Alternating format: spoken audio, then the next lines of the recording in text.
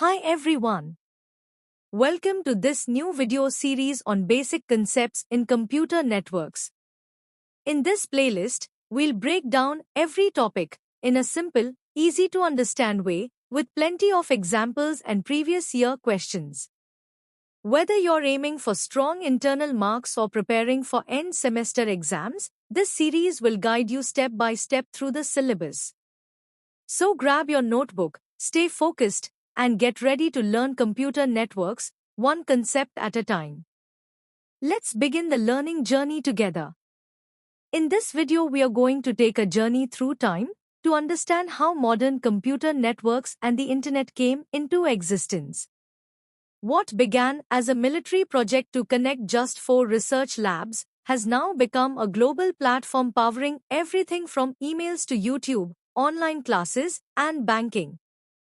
Before the 1960s, the world's communication networks primarily consisted of technologies like the telegraph and the telephone.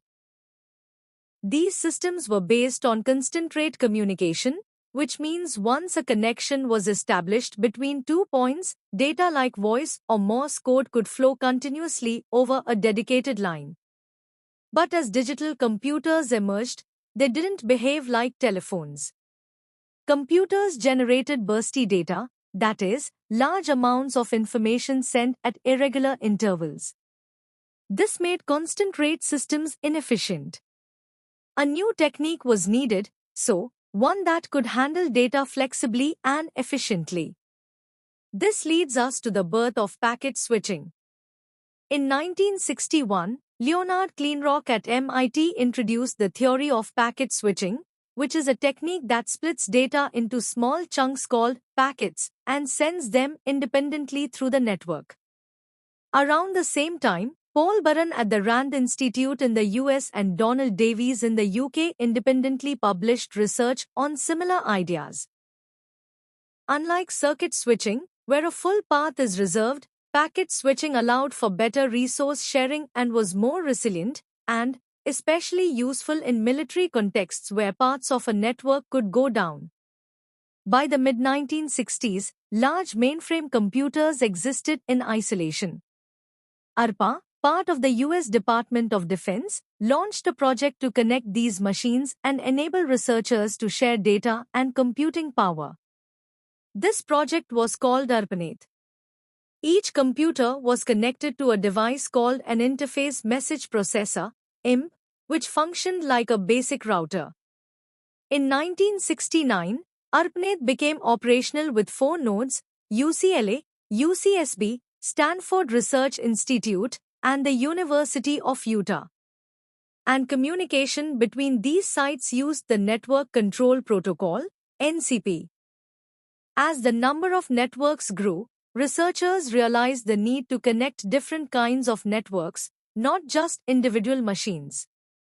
In 1972, Vint Cerf and Bob Cahan proposed the Interneting Project, which aimed to make multiple networks talk to each other, that is, even if they used different hardware, speeds, or protocols.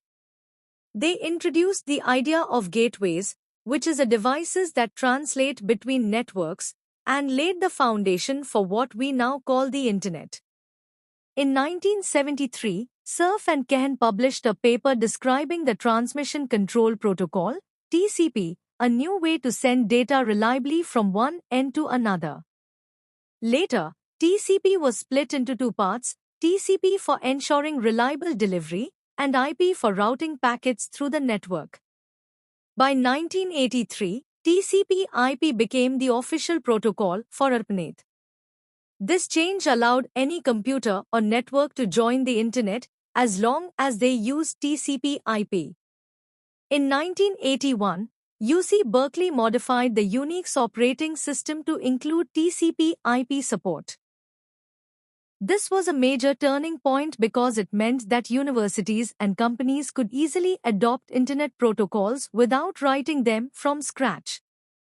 This move helped spread the use of TCP/IP across many systems and manufacturers, bringing standardization and acceleration to Internet growth. In 1983, ARPANET was divided into MILNET for military use and ARPANET for academic and research use. Meanwhile, not all universities could connect to ARPANET due to its military ties. To address this, the Computer Science Network, CSNET, was created in 1981, sponsored by the National Science Foundation, NSF.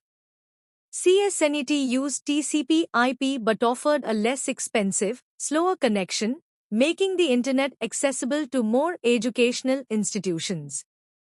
In 1986, with the success of CSNET, the NSF created National Science Foundation Network, NSFNet, a high-speed national backbone that connected 5 supercomputer centers across the US. In 1990, ARPANET was officially retired and replaced by NSFNet. Then, in 1995, NSFNet reverted back to its original concept of a research network. By 1991, traffic demand exploded and NSFNet couldn't keep up. 3 companies, IBM, Merit, and Verizon, formed a non-profit organization called Advanced Network and Services, ANS, and created high-speed internet backbone called Advanced Network Services Network, ANSNet, to handle commercial internet traffic.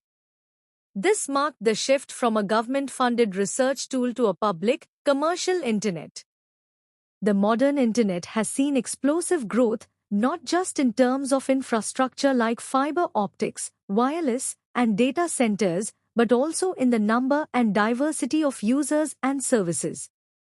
Today, we are no longer dealing with a single network or a handful of institutions.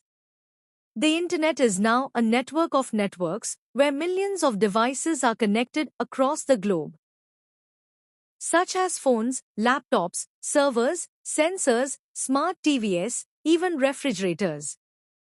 In the 1990s, the WWW, that is World Wide Web, was invented by Tim Berners-Lee at CERN. Unlike email or FTP, the web made information easily accessible via browsers like Mosaic and Netscape. This added a visual layer to the Internet and sparked the dot-com boom. This invention has added the commercial applications to the Internet.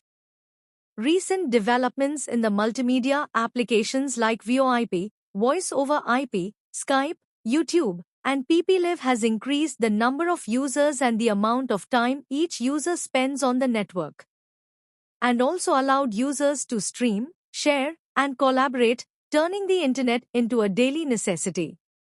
Another key trend was the rise of peer-to-peer networking, where users share resources directly. Examples include file-sharing apps, torrents, and early platforms like Napster. So to recap, the Internet began as a 4-node ARPANET experiment and grew into a worldwide network of billions of devices. Its growth was driven by innovations in protocols, open access, and the evolution of user applications like the web and streaming services. In our next video, we'll study the types of networks such as LAN, MAN, and WAN, and how they form the physical backbone of the Internet we explored today. Thank you.